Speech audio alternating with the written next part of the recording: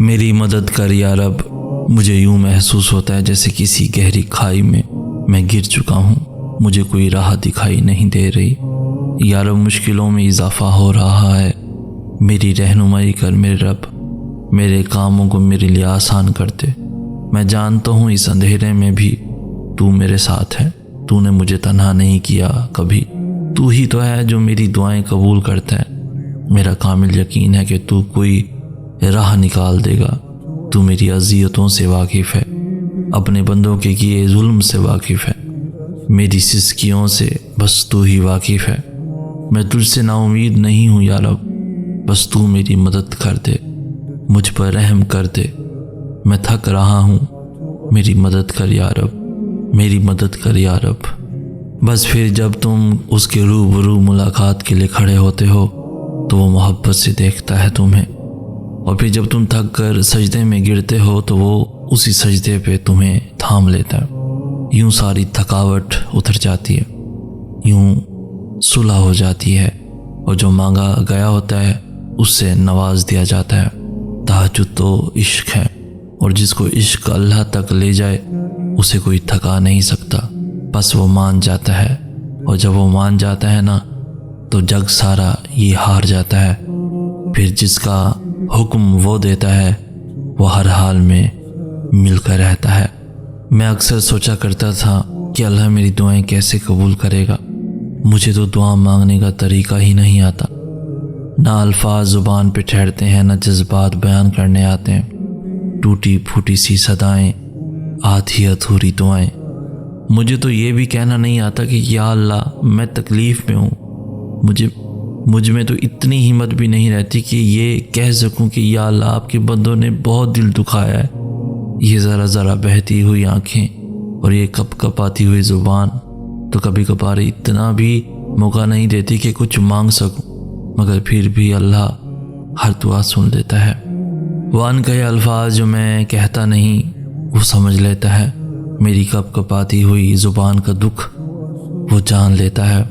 اس کو بہت پسند ہے جب اس کا بندہ اس کے در پہ آ کے رکتا ہے، اور وہ تو ان دعاؤں کو بھی رد نہیں کرتا جو 3 سال کا چھوٹا سا بچہ اپنی توتلی زبان میں کہتا ہے، وہ زبان جو ماں اور اللہ کے سوا کوئی نہیں سمجھ سکتا۔ پھر کیسے ممکن ہے کہ وہ تمہاری پکار رد کر دے؟ کیسے ممکن ہے کہ تمہاری صدا نظر انداز کر دے؟ ان قریب بنائے گا اللہ تنگی کے بعد آسانی، ان قریب ہو جائیں گے ناممکن سے کن کے معجزے بھی۔ تھک جاؤں گا لیکن پھر بھی تیرا ہی در کھٹکھٹاؤں گا، تو بھی ناراض ہو جائے گا تو بتا پھر میں کہاں جاؤں گا۔ دنیا تو نہیں رکھتی بھرم، اگر تو بھی مجھ سے منہ موڑ لے گا تو میں مر جاؤں گا۔ تیرے علاوہ بھلا میرا ہے ہی کون جس کے سامنے میں تھک ہار کر اپنی ذات ریزہ ریزہ کر جاؤں گا۔ تو بھی نہ سمیٹے گا مجھے، میں تو اپنی ذات میں ہی گھٹ گھٹ کے مر جاؤں گا۔ تیرا ہی ایک آسرا ہے مجھے، ورنہ میں بھٹکا رہ جاؤں گا۔ تو سن لے گا، دے گا مجھے میرے صبر کا صلہ، اور میں دیکھتا رہ جاؤں گا۔ تو کرے گا کوئی ایسا معجزہ، میری آسمان کو دیکھتی ترستی نگاہیں حیران رہ جائیں گی۔ تو کن کہے گا اور میں اپنی نامکمل کہانی کو بھی مکمل ہوتا دیکھتا رہ جاؤں گا۔ لوگوں کو لگتا ہے محبت کا نام ملنا اذیت ہے، میں بتاؤں اذیت کیا ہوتی ہے۔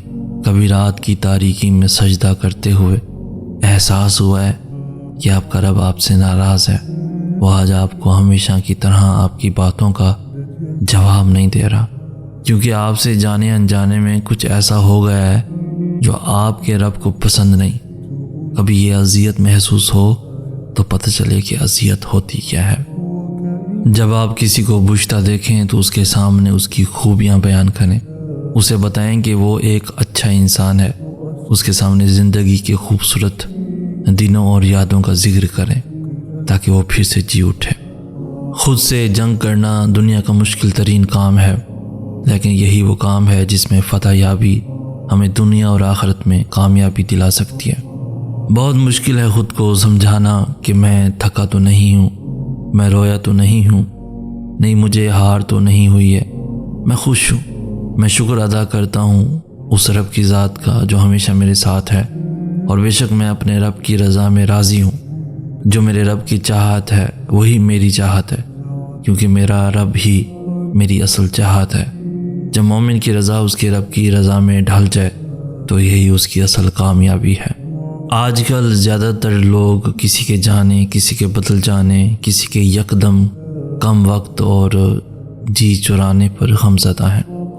ریلیشن شپ ہو یا دوستی، دونوں کو لے کر وہ لوگ روتے نظر آتے ہیں جن سے ان ناموں پر ٹائم پاس کیا گیا ہو۔ میں بھی اس وجہ سے اکثر پریشان رہتا ہوں۔ آسان سا مشورہ ہے، کوئی کچھ بھی کرتا رہے، مطمئن رہیں۔ کسی کی زندگی میں یکدم آنے اور آپ کو وقت دینے کو اتنے دل و جان پر سوار مت کریں کہ پھر بدلتے رویے کو دیکھ کر دکھ ہو، اور بدلتے رویے کو دماغ پر چڑھائیں، چاہے وہ آپ کے ماں باپ، بہن بھائی اور دوست ہی کیوں نہ ہو۔ ایسے لوگوں کو چپکے سے اپنی زندگی سے الگ کر دیں۔ اگر وہ آپ کو کچھ سمجھتے ہیں تو ضرور آئیں گے، اپنی زندگی خراب مت کریں۔ محبت اور سچے لوگ اتنے ہی ہیں جیسے ہمارے ملک میں ایمانداری۔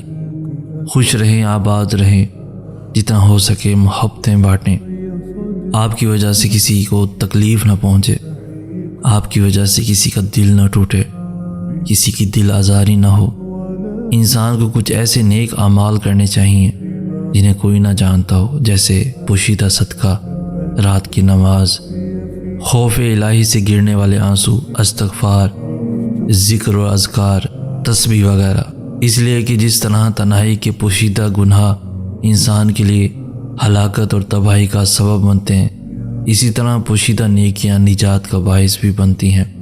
درد سہتے سہتے ایک وقت ایسا بھی آتا ہے کہ کوئی دھوکہ بھی دے تو پتہ ہی نہیں چلتا، کیونکہ اس وقت تک ہم درد سہتے سہتے پتھر کے ہو چکے ہوتے ہیں۔ ان باتوں پر بھی رونا نہیں آتا جن باتوں کو اگر پہلے کبھی سن لیا ہوتا تو شاید رو رو کے مر جاتے۔ لفظ تکلیف نہیں دیتے، تکلیف دیتی ہیں وہ امیدیں جو ہم دوسروں سے وابستہ کرتے ہیں، اور ہم لوگ اتنے پاگل ہوتے ہیں کہ ایک ہی شخص سے بار بار دھوکہ کھاتے ہیں، صرف اس لیے کہ وہ ہمارا پسندیدہ شخص ہوتا ہے۔ کسی کو کیا بتاتا میں، کسی کو کیا سناتا میں۔ بہت لمبی کہانی تھی، بہت غمگین فسانے تھے، بہت گہری محبت تھی، بہت کم ظرف لوگوں سے، بہت مضبوط رشتے تھے، بہت کمزور لوگوں سے۔ وہ سب نظروں کا دھوکہ تھا،